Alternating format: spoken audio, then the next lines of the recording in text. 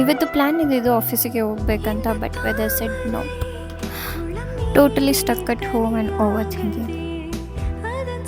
Think ಮಾಡ್ತಾ something hit me. I just wanted to share with you all.